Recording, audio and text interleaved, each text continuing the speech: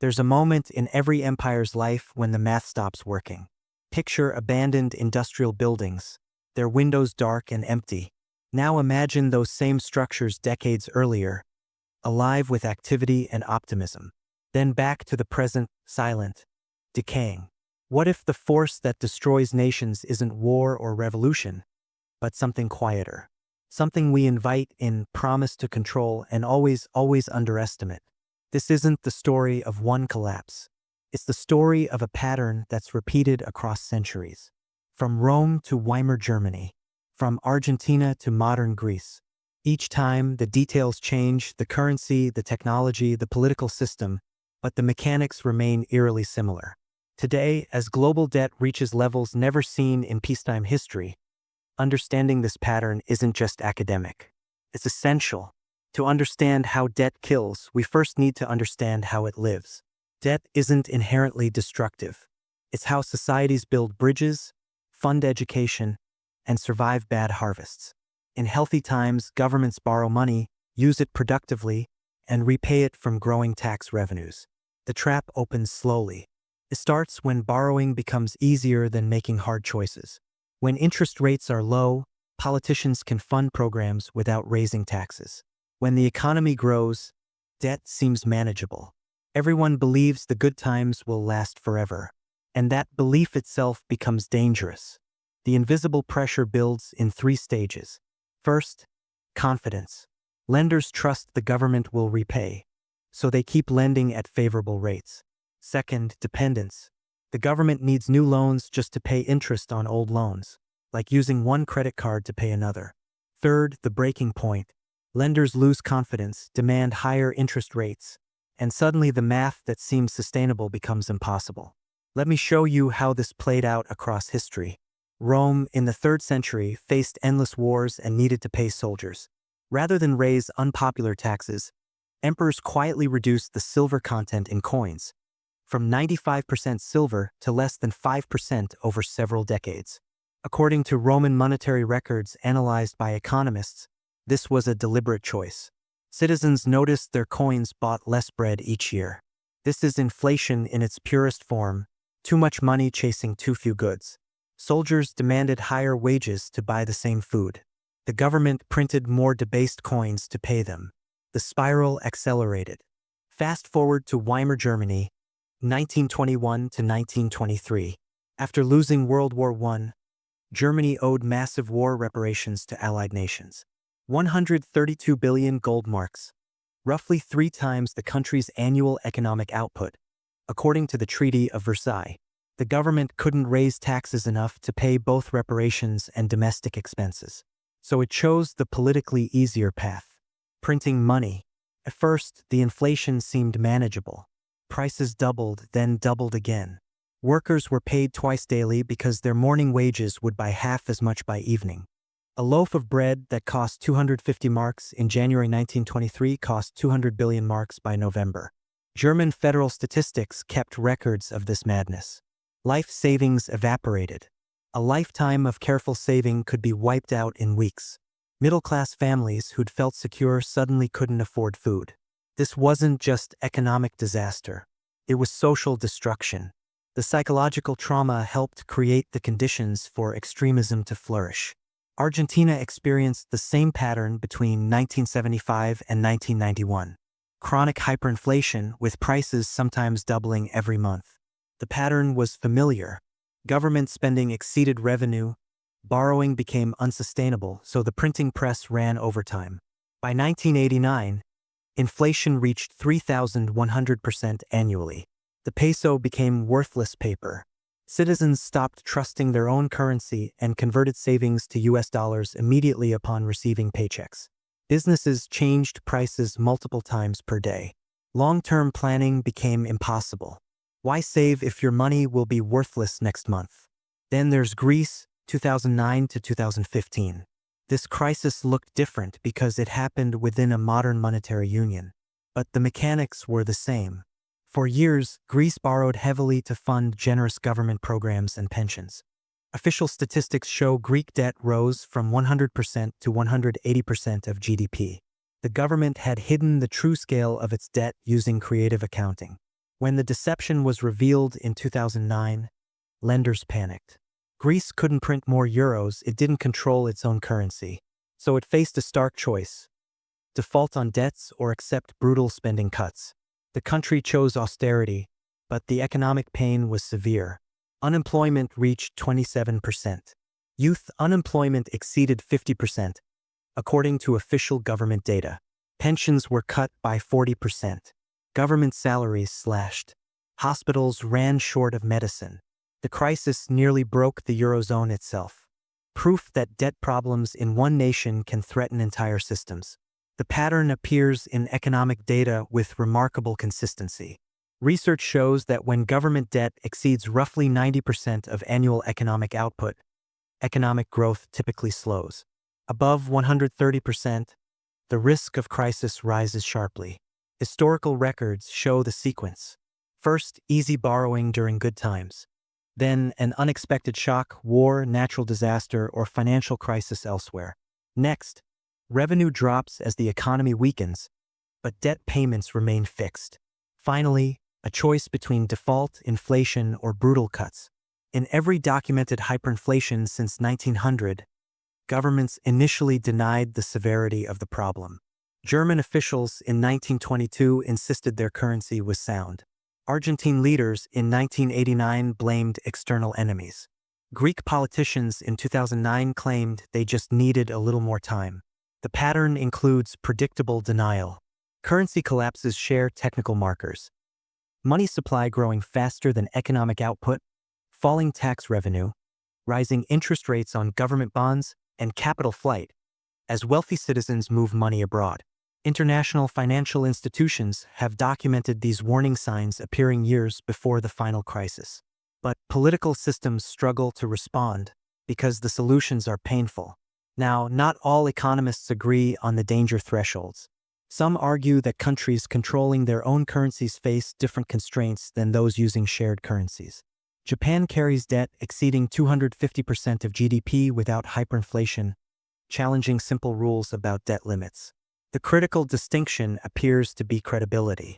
If lenders trust that a government will ultimately repay, or at least preserve the currency's value, they'll keep lending at reasonable rates. Japan benefits from high domestic savings and a reputation for fiscal responsibility, despite high debt. The question is, when does credibility break? Trust is unmeasurable until it's lost. Some historians dispute how directly debt caused certain collapses. Rome fell for many reasons: military overextension, political instability, pandemic disease. Weimar's hyperinflation resulted from a unique combination of war, reparations, and political fragmentation. Critics argue each case is too specific to extract universal patterns. But here's the counter-argument. While contexts differ, the financial mechanics remain consistent. You cannot persistently spend more than you collect without consequences. The form of the crisis varies: hyperinflation, default, austerity. But the underlying imbalance always resolves somehow. When currencies collapse, the human cost follows a predictable hierarchy of suffering. The wealthy convert assets to foreign currencies or property and often escape the worst effects. The poor, already living paycheck to paycheck, fall into destitution. But the middle class, those who played by the rules, saved diligently, and planned for retirement, often suffer the cruelest losses. In Weimar Germany, teachers and civil servants watched their pensions become worthless. Families burned money in stoves because it was cheaper than firewood. The social contract fractured. Working hard and saving no longer guaranteed security. This betrayal of expectations created the psychological conditions for political extremism. In Argentina, multiple generations lost faith in institutions. By the 1990s, citizens had learned bitter lessons. Don't save in pesos. Don't trust banks. Convert any earnings to dollars immediately. This rational response to repeated betrayals crippled the economy's ability to function normally. Greece saw mass emigration of young professionals who saw no future in their homeland. So why does this matter? Think of a nation's economy like a household. When you earn more than you spend, you build savings. When you spend more than you earn, you borrow. If your income grows faster than your debt, you're fine. You're borrowing to invest in education or a home that increases your earning power. The danger emerges when debt grows faster than income for too long. At first, lenders trust you'll turn things around. But eventually, they get nervous.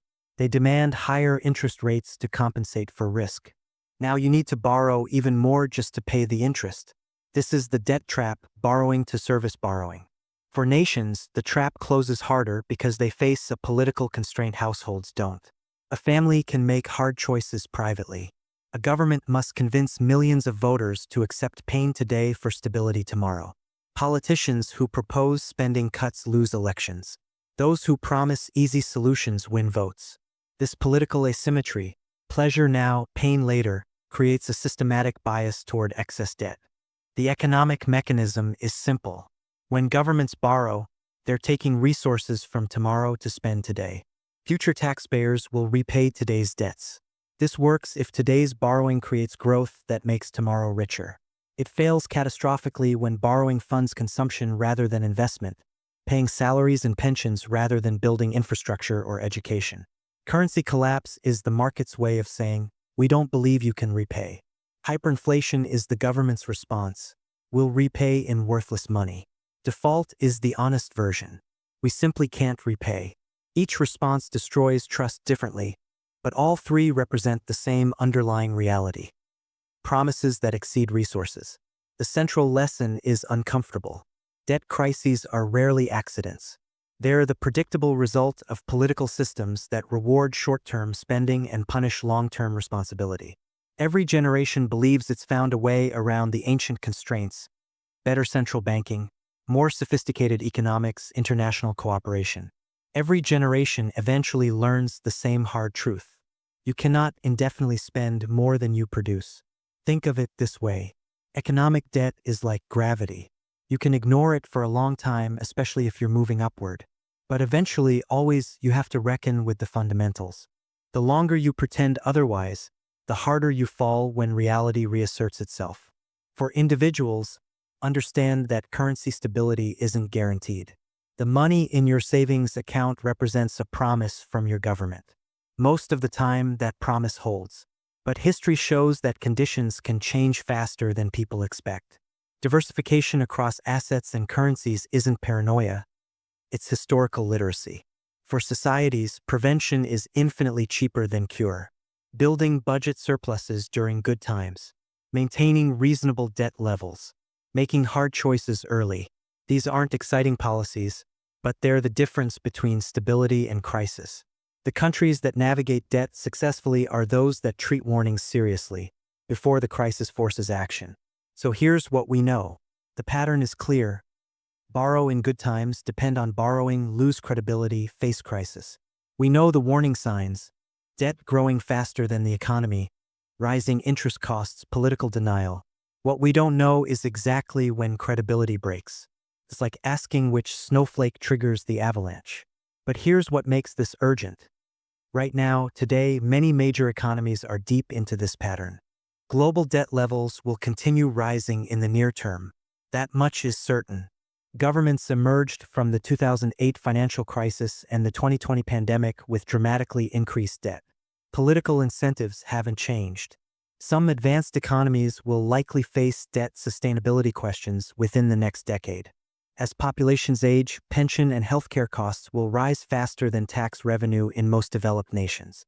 Interest rates have risen from historic lows, making debt servicing more expensive. The question isn't if this creates pressure, but how severe and how soon. Which specific countries face crisis first? That's harder to predict. Markets can maintain confidence longer than logic suggests, or withdraw it faster than fundamentals justify. Japan has defied predictions for decades. Other nations, with seemingly better metrics, have faced sudden crises. Predicting the timing and sequence of debt crises remains nearly impossible. But the resolution mechanisms? Those remain the same: austerity, inflation, default, or some combination. Modern financial technology doesn't change the fundamental arithmetic. Nations will respond to debt crises the same way they always have, by making some group of people bear the cost. The political fight will be over who pays and how much. The pattern repeats because each generation believes it's learned from the past, while making the same essential choices. Understanding this pattern doesn't prevent crisis, but it might help us recognize the warning signs earlier, and perhaps, just perhaps, choose reality over illusion before it's too late. History doesn't repeat itself exactly, but it does rhyme. The empires change, the currencies change, the technology changes. What never changes is human nature. Our tendency to believe this time is different, our preference for comfortable lies over uncomfortable truths, our willingness to let tomorrow's problems grow while we enjoy today's comforts. The debt that quietly kills nations isn't just numbers on a balance sheet. It's broken promises. It's eroded trust. It's the slow realization that the system you believed in, the one you paid into your whole life, might not be there when you need it most. But here's the thing about patterns. Once you see them, you can't unsee them. And once you understand them, you have a choice.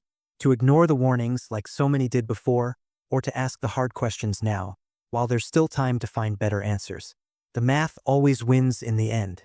The only question is whether we'll face it on our terms, or wait for it to force our hand.